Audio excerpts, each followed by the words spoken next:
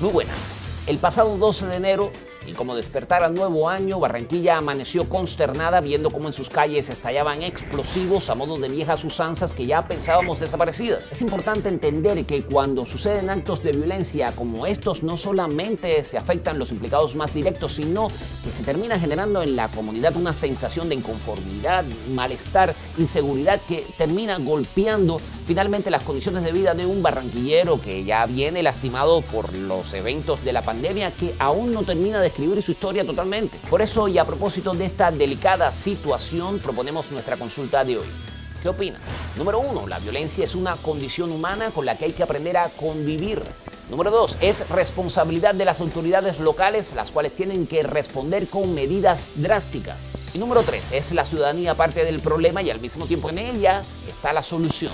Los argumentos para elegir correctamente en esta emisión.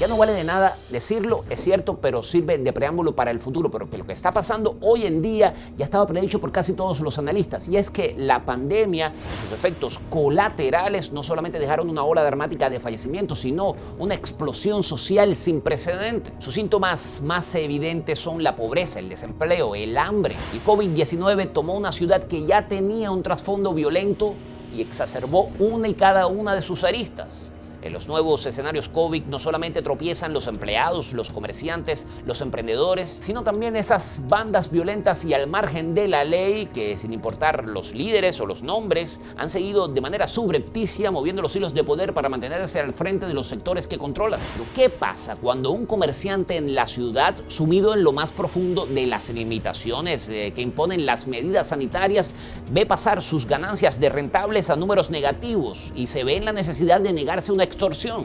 La mañana del pasado miércoles, los vecinos del barrio Boston de la ciudad de Barranquilla cayeron en pánico por la denuncia de un artefacto explosivo aparentemente desactivado, pero potencialmente nocivo, colocado adherido a la entrada de un negocio local. El comandante de la policía declara que el dispositivo está en investigación para ubicar a los responsables.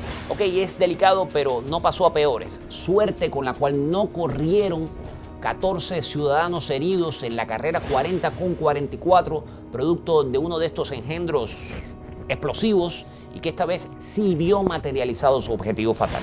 Las autoridades pertinentes declaran que ya tienen ubicados a los actores intelectuales de estos actos terroristas y ofrecen grandes sumas de dinero por información que conlleve a su captura. Sin embargo, los expertos siguen levantando su voz alertando sobre esta peligrosa escalada de violencia en la ciudad. Porque cuando una bomba estalla, no solamente se lleva preciosas vidas humanas, sino también la confianza, la tranquilidad, la seguridad y el confort de una ciudad que no termina de ser perfecta, ni más está decirlo, pero que ha dado muestras fehacientes de progreso y desarrollo y por mucho no quisiera parecerse a escenarios similares de países vecinos en donde la violencia campea a su antojo y la convivencia es utopía del pasado.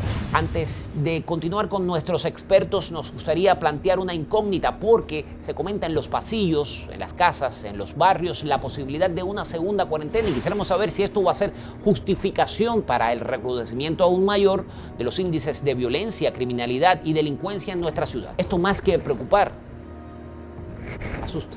Barranquilla es una ciudad que por su ubicación geográfica es muy estratégica para el crimen organizado en la medida en que tiene o cuenta con la desembocadura del río Magdalena, pero también con amplias costas hacia el Mar Caribe. Y eso la incluiría dentro de circuitos del crimen transnacional, especialmente en cuanto a exportación de drogas ilícitas, pero también por su dinamismo comercial, financiero e industrial es muy funcional para el crimen organizado en la medida no solo de que puede lavar recursos que vienen del narcotráfico, sino también predar rentas legales e ilegales a través de la extorsión. Barranquilla era la ciudad donde no había organizaciones al margen de la ley. Sin embargo, en la década de los 90, la ciudad sufrió una transformación en ese aspecto. Ya no era un sitio de venir a vivir a Barranquilla, de ir a vivir a Barranquilla, sino que los delincuentes organizados, vale esto decir narcotraficantes, paramilitares, guerrilla, ya no era una ciudad para atender a sus heridos, atender sus negocios, que no estaban en el submundo, sino negocios legales.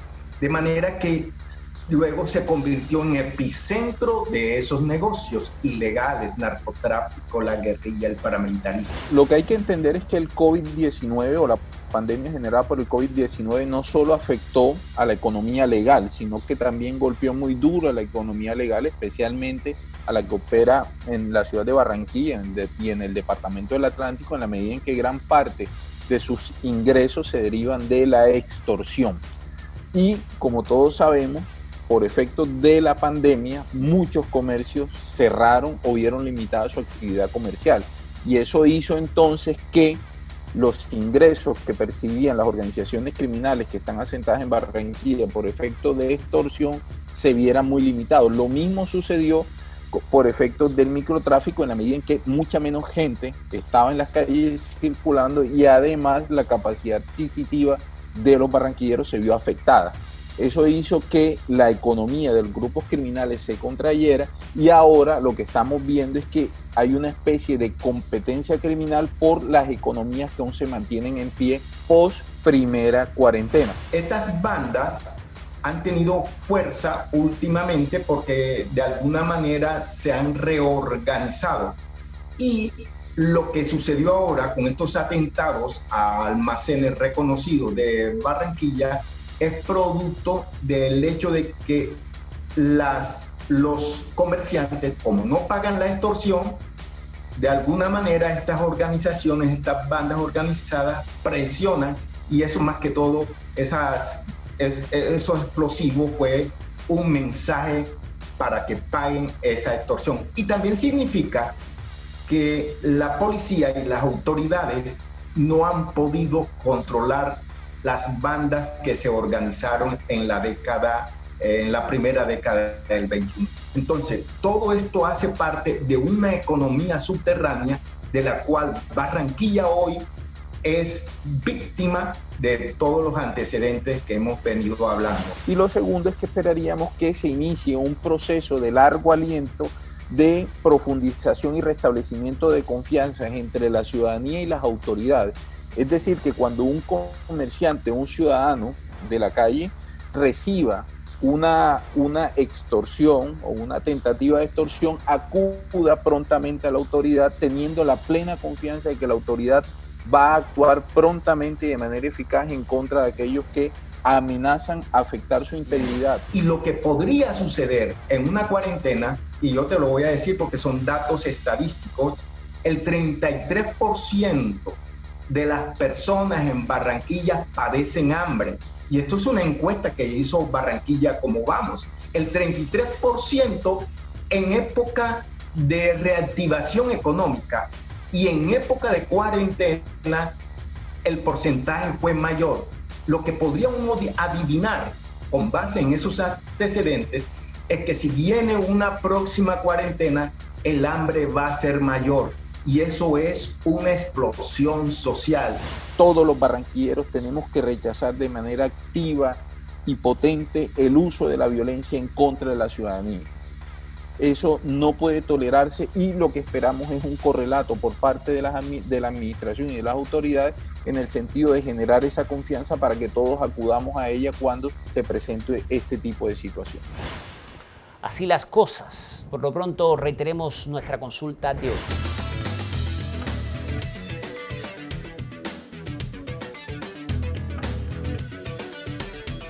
Soy César Lambert. Seguiremos informando.